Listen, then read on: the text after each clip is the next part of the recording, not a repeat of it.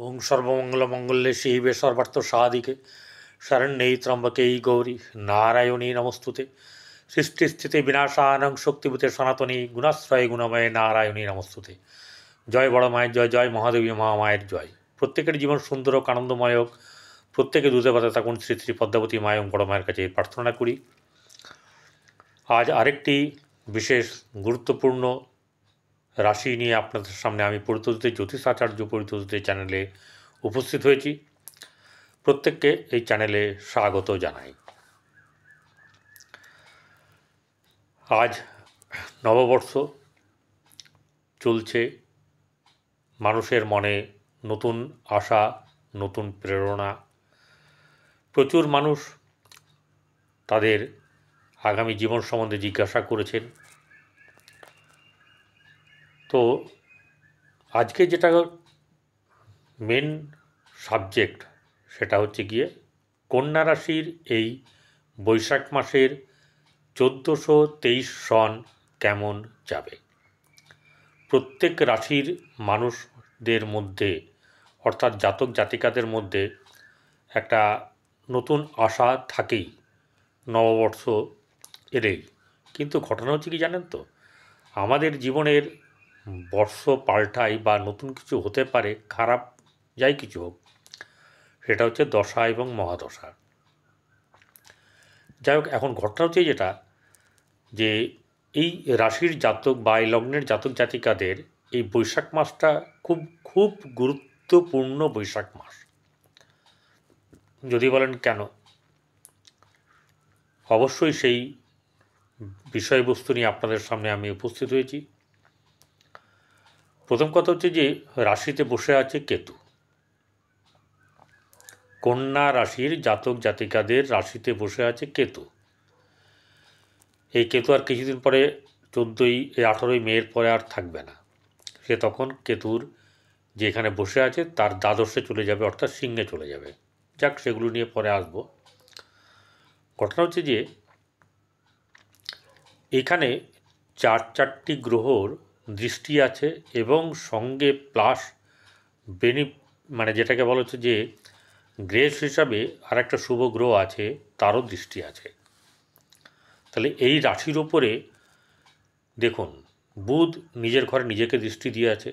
শুক্র তার প্রিয় বন্ধু, যেখানে ওই রাশিতে বসে আছে মিনে, সেখানে নিজ ভঙ্গ রাজযোগ হয়েছে। শুক্র তুঙ্গ হওয়ার ফলে বুধ নিচস্থ হয়েও নিজ ভঙ্গ রাজযোগের ফল দিচ্ছে, আপনার দেবে এবং আপনারই ভালো মতন দেবে। সেটা হচ্ছে গিয়ে এই বুধ এখানে দৃষ্টি দিয়ে আছে, শুক্র দৃষ্টি দিয়ে আছে, শনি আছে, রাহু আছে। প্রত্যেকে কিন্তু এই রাশির বন্ধু বা এই বুধের বন্ধু। তাহলে কি হচ্ছে, এই রাশির জাতক জাতিকাদের মাথায় নানা রকম প্ল্যান আসবে। সেটা বিশেষ করে কর্মের ব্যাপারে, অর্থ রোজগারের ব্যাপার নিয়ে। এবং আরও একটা ব্যাপার, অবিবাহিত যারা আছে তাদেরও কিন্তু বিয়ের যোগের সম্ভাবনা প্রবল। ব্যাপার হচ্ছে যে আমি প্রথমেই বলি, কারোর জন্মকুণ্ডলী নিয়ে বিচার করছি না এখানে। আমি বর্তমানে রাশিফল অনুযায়ী এই বৈশাখ মাস কেমন যাবে তা নিয়ে আমি আপনাদের সামনে বিস্তৃত আলোচনা করব এবং জ্যোতিষ উপায়ে বা জ্যোতিষ কী বলছে সেটাই আমি তুলে ধরব। শেষে প্রতিকারও থাকবে। এবারে এই যে রাশির দৃষ্টিদাতে আপনার ব্রেন কিন্তু খুলবে, কিন্তু হ্যাঁ, মাঝে মধ্যে কিন্তু হতাশার ব্যাপারও কিন্তু থাকবে। কি করব কি করব না, এরকম নিয়ে একটা কাঁটা ছেঁড়া ব্যাপার কিন্তু আপনাদের মধ্যে চলবে। ভিডিওটি ভালো লাগলে সাবস্ক্রাইব করবেন, পাশে থাকে বেল আইকনে ক্লিক করে অল বটমে প্রেস করবেন, যাতে নোটিফিকেশনটা আপনার কাছে চলে যায়। তাহলে রাশির যদি ব্রেন যদি ঠিক থাকে, যদি ঠিকভাবে কাজে লাগানো যায় এবং কাজে লাগবেও, তাতে করে আপনার আগামী দিন অনেক পরিণত হবে, মানে বুদ্ধি পরিণত হবে। ব্যবসা আরও মানে আপনি দক্ষতা লাভ করতে পারবেন এবং আপনার ধন সম্পর্কিত ব্যাপার, অর্থ সম্পর্কিত ব্যাপারে আপনাকে ভুগতে হবে না। কারণ আপনি হচ্ছেন বুদ্ধির রাজা। দ্বিতীয় জায়গা, সেকেন্ড হাউসের লর্ড শুক্র, সে বসে আছে শুক্র মানে সপ্তমে তুঙ্গ হয়ে। তাহলে ব্যবসার দ্বারা এখানে বোঝাচ্ছে যে আপনার রোজগার হবে এবং ধন সঞ্চয় হবে। কিন্তু একটা ব্যাপার, ধন সঞ্চয় হবে, ধনটাকে সঞ্চয় করে রাখার মতন করে আপনি মানসিকতা রাখবেন। তাহলে এখানে জায়গাটা ভালো, পরিবারের সঙ্গে সম্পর্ক ভালো হবে, আত্মীয় স্বজনের সঙ্গে সম্পর্ক ভালো হবে। এবং সবচেয়ে বড় কথা হচ্ছে যে এখানে রবির দৃষ্টি পড়ছে। ব্যাপারটা হচ্ছে গিয়ে কেতু আছে রাশিতে, দ্বিতীয় চন্দ্র ছিল, মানে বৈশাখ মাসের প্রথমে চন্দ্র, সেখানে চন্দ্র রাত্রিবেলাতে বৃশ্চিকে চলে যাবে। চারটে গ্রহ মীন রাশিতে বসে আছে, রাহু, শুক্র, বুধ, শনি। সূর্য বা রবি বসে আছে মেষ রাশিতে, বৃষ রাশিতে বসে আছে বৃহস্পতি, কর্কটে বসে আছে মঙ্গল। আপনার কিন্তু সমস্ত দিক থেকে মোটামুটিভাবে বলতে পারেন যে রাজযোগের মতন একটা ব্যাপার চলছে। ঠিক আছে, এবড়ো খেবড়ো ভাবলে চলবে না, একদম পরিণত ব্রেন যেরকম হয় সেইভাবে কাজ করুন, দেখবেন কত ফয়দা। এটা আমি দেবো না আপনাকে, আপনার নিজের ক্যালি আছে। তো এবারে তৃতীয় হচ্ছে গিয়ে ভাই বোনদের সঙ্গে সম্পর্কের ব্যাপার, বাইরে যাওয়ার ব্যাপার, এগুলো কিন্তু আপনার আছে এবং শুভ সেটা। চতুর্থ জায়গার অধিপতি বৃহস্পতি, সে বসে আছে ভাগ্যভাবে। তাহলে আপনার গৃহে সুখ, গৃহে আনন্দ, মায়ের শুভ, এই ব্যাপারগুলো থাকবে। কিন্তু তার সঙ্গে যেহেতু রাহুরও দৃষ্টি আছে, কিছুটা বেগড়বাই ব্যাপার হবে, তবে খুব খারাপ হয়ে যাবে না। এবারে সন্তানের ব্যাপার নিয়ে কিন্তু একটু চিন্তার ব্যাপার থাকবে, কিন্তু চিন্তার ব্যাপার থাকলেও আপনার কিন্তু অনেকটা আগের থেকে শুভ। প্রেমের ক্ষেত্রে কিন্তু খুব একটা শুভ নয়। ষষ্ঠের জায়গা, ষষ্ঠাধিপতি পঞ্চম এবং ষষ্ঠ যে গ্রহ, সেই গ্রহের অধিপতি হচ্ছে শনি, সে সপ্তমে বসে আছে। অর্থাৎ পঞ্চমেরও লাভ, ষষ্ঠেরও কিন্তু শুভ। সেই শনি এখানে কি ফল দেবে? এখানে প্রতিষ্ঠার জায়গাতে আপনাকে ফল দেবে। অর্থাৎ কোনো দিক দিয়ে আপনি ব্যবসা সংক্রান্ত ব্যাপার বা কর্ম সংক্রান্ত ব্যাপারে প্রতিষ্ঠার জায়গাতে যেতে পারবেন। সপ্তম ব্যবসা বাণিজ্যের জায়গা, সেখানে শুক্র তুঙ্গ হয়ে বসে, বুধ নিচস্থ হয়েও ওখানে রাজযোগের ফল দেবে। শনি আছে, সব কিন্তু দেখুন রাহু আছে, সবাই কিন্তু মোটামুটি বন্ধু সুলভ আচরণই করবে ওখানে।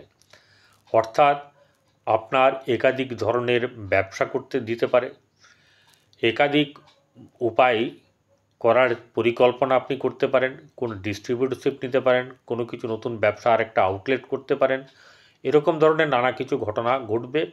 তবে একটা কথা বলে রাখি, শনি রাহু বসে আছে তো, কারণ এটা তো বলতেই হবে আমাকে, এখানে কিন্তু কিছু না কিছু বাধা সমস্যা করবেই, কিন্তু করলেও শেষে কিন্তু জয়লাভ আছে। আপনাদেরকে হাল ছাড়লে চলবে না, কারণ শনি যে কোনো ব্যাপারে ডিলে করে। রাহু হঠাৎ করে কখনো মনে হবে যে এই বোধহয় দিল, আবার এই বন্ধ করে দিল, এরকম করবে। শুক্র বুধ দুজনেই কিন্তু সাপোর্ট করবে, যার কারণের জন্যে ওই বাদবাকি আরও দুটো গ্রহ রাহু এবং শনি আপনাদেরকে সাপোর্ট করতে বাধ্য হবে। এবারে চলে আসবো অষ্টমের অধিপতি মঙ্গল এবং আপনার তৃতীয়াধিপতি মঙ্গল, সে বসে আছে একাদশে। তাহলে অষ্টমপতি একাদশে, এখানে আপনার রবি বসে আছে তুঙ্গ হয়ে। তাহলে আপনার জীবনের বাইরের মানুষদের কাছে এবং বহির্জগতে আপনার কিন্তু সুনাম বৃদ্ধি পাবে। বিশেষ করে যারা বাইরের দেশের সঙ্গে সম্পর্কে জড়িয়ে আছে, ব্যবসা বাণিজ্য হোক বা কোনো ধরনের এই কর্ম, তাতে কিন্তু সুনাম বৃদ্ধি হওয়ার সম্ভাবনা থাকবে। সপ্তমের অধিপতি বৃহস্পতি বসে আছে কোথায়? বৃষ রাশিতে, এবং বৃষ রাশির অধিপতি শুক্র বসে আছে বৃহস্পতির ঘরে, সেটা হচ্ছে মিনে, অর্থাৎ ক্ষেত্র বিনিময় হয়েছে। এই ক্ষেত্র বিনিময়ের কারণের জন্যে আপনাদের সপ্তম ভাব যেমন ভালো হয়েছে, তেমনি ভাগ্যভাবও সুপ্রসন্ন। তাহলে বলুন, এই ভাগ্য সুপ্রসন্ন অবস্থায় থাকায় আপনাদের অনেক অনেক লাভ কিন্তু হবে। একটা কথা বলি, বাধা থাকবে, কারণ লগ্নে আপনার বা রাশিতে কেতু বসে আছে, সপ্তমে শনি রাহু বসে আছে, এরা কিন্তু বাধা সৃষ্টি করবে। কিন্তু করলেও বারবার বলছি যে করবে, সমস্যা তৈরি করবে, কিন্তু সমস্যা আবার হাল ওরাই বার করে দেবে, যাতে করে আপনার কাজ সুসম্পন্ন হয়। চলে আসবো এবারে ভাগ্যর জায়গা থেকে দশম ঘর, পরবর্তী যে ঘর, দশম ভাবের অধিপতি হচ্ছে গিয়ে বুধ, সে সপ্তমে বসে আছে। ওই যে বললাম তুঙ্গ শুক্রর সঙ্গে নিজভঙ্গ রাজযোগের ফল, তাহলে কর্মের জায়গাতেও কিন্তু আপনাদের কর্ম দেবে, এবং আপনাদের কর্ম দিক থেকে লাভ হওয়ার সম্ভাবনা থাকবে, বা সেরকম একটা ক্ষেত্র তৈরি হবে। এরপরে যে ঘর, দ্বাদশ ঘর, একাদশ ঘরের অধিপতি সেটা হচ্ছে গিয়ে আপনার চন্দ্র, যে চন্দ্র তুলাতে ছিল দ্বিতীয়তে, তারপরে বৃশ্চিকে চলে গিয়ে তৃতীয় চলে গেছে। সেই চন্দ্র এখানে কি করবে? আপনাকে যে আয় সংক্রান্ত ব্যাপার, ঠিক আছে, মানে যেটাকে বলা হচ্ছে যে আপনার সাফল্যের জায়গা, আয়ের জায়গা, লিকুইড মানি, এই ব্যাপারগুলো আপনাকে কিন্তু সবসময় দিতে পারবে না, কারণ সে ঘুরবে এবং মঙ্গল বসে আছে ওখানে নিচস্থ হয়ে, অর্থাৎ সাফল্য সেই পরিমাণে আসবে সেটা কিন্তু হবে না, বহু কাঠখড় পোড়াতে হবে বা অনেক পরিশ্রমের পরে ফলে কিন্তু আসবে। দ্বাদশ ব্যয়ভাব, সেই রবি উচ্চ স্থানে বসে আছে, তাহলে এখানে ব্যয়টা কি যশের ব্যয় করাতে পারে, কিন্তু যশের ব্যয় এখানে করাবে না, সে শুভ ফল প্রদান করবে। রবি এই সময় শুভ ফলই প্রদান করে থাকে, তাহলে আপনাদের ক্ষেত্রে যশ অতটা হবে না, কিন্তু বাট কমও হবে না, অর্থাৎ কিছু না কিছু ক্ষেত্রে আপনাদের যশ বৃদ্ধি হওয়ার সম্ভাবনা থাকবে।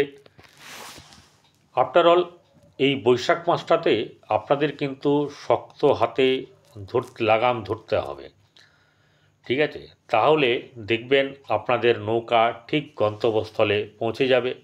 এই সময়তে আপনাদের আর্থিক উন্নতি, ব্যবসায় শ্রীবৃদ্ধি, কর্মে উন্নতি এবং নানাভাবে লাভ থাকবে।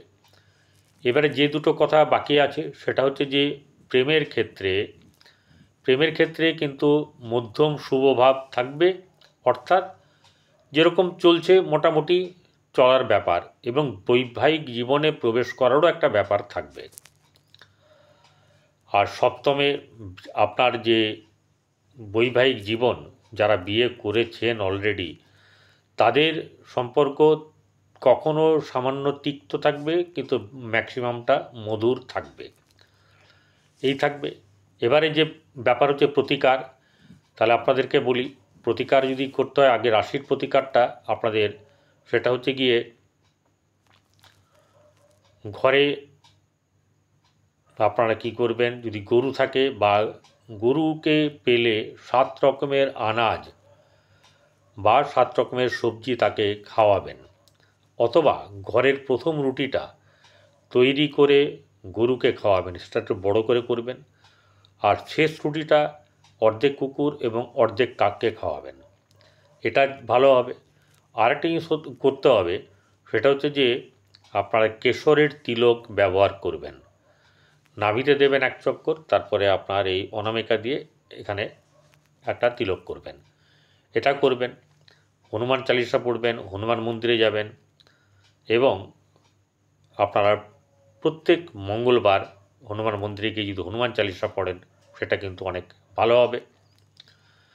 কে কত ভোগ দিলেন সেটা নয়, কি কার কর্ম করলেন সেটা। আর একটা জিনিস হচ্ছে যে মেন, যে আপনি সেবা করুন। সেবার দ্বারা আপনার বহু জিনিস, বহু আটকে থাকা জিনিস আপনার কিন্তু কি হবে, সেটা কিন্তু আপনার চলতে থাকবে বা পথ খুলে যাবে।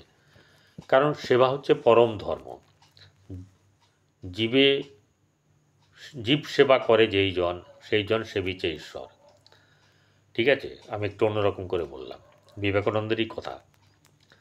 তো ব্যাপার হচ্ছে যে সেবার মাধ্যম দিয়ে আপনারা আপনাদের প্রতিকারগুলো কিন্তু করে নিতে পারেন, তাতে কিন্তু ভালো হবে। অভুক্তকে খাওয়ান, যেটা আপনার পকেট পারমিট করবে সেটুকুই খাওয়ান, তাতে আপনার কিন্তু ভালো হবে।